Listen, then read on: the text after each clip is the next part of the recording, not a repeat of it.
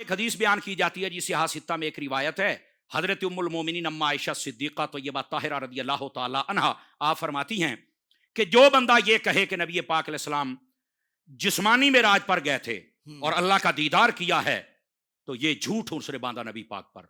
کیوں؟ فرمایا کہ آپ فرماتی ہیں کہ محبوب پاک صلی اللہ علیہ وسلم آپ میرے پہلو سے، میرے بستر سے جدا ہی نہیں ہوئے کبھی۔ اب یہ حدیث پڑھ کے لوگوں کو گمراہ کیا جاتا ہے، مومنوں کی ماں کہہ رہی ہے تو تم ماں کی نہیں مانتے۔ میں نے کہا بگڑے بچے ذرا ادھر آ، تجھے ایک اور بات بتاؤں میرے بھائی۔ اس میں پہلا جواب یہ ہے کہ معراج ہو رہی ہے مکے میں اور حضرت اما عائشہ صدیقہ کا نکاح ہو رہا ہے مدینے میں، تو پہلو سے کیسے غائب ہو گئے؟ اللہ اکبر، اللہ اکبر۔ اس لیے میں کہتا ہوں بگڑے بچے، میں نے اس لیے کہا ہے کہ کچھ خدا کا خوف کرو، اس قوم کو نکالو ان جھنجھلاہٹوں سے اور حقیقت بتاؤ۔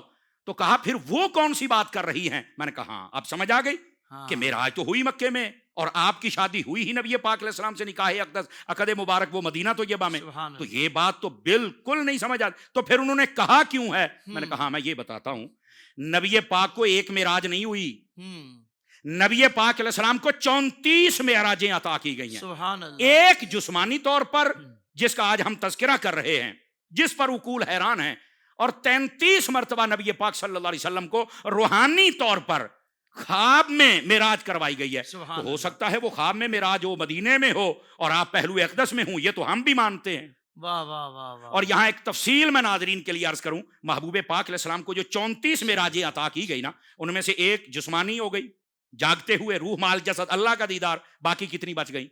33 بچ گئی، 33۔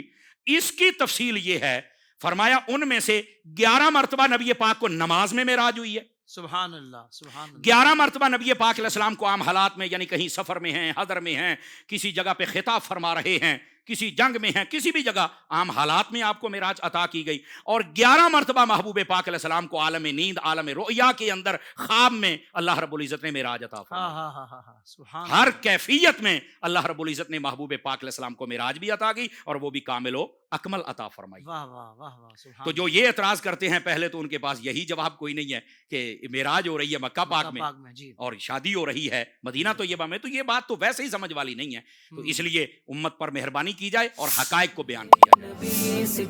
زندگی کے تمام شعبوں میں دینی رہنمائی حاصل کرنے اور آخرت کو بہتر کرنے کے لیے ہمارے YouTube channel Islamic digital studio کو سبسکرائب کر لیں اور بیل آئیکن بھی پریس کر لیں۔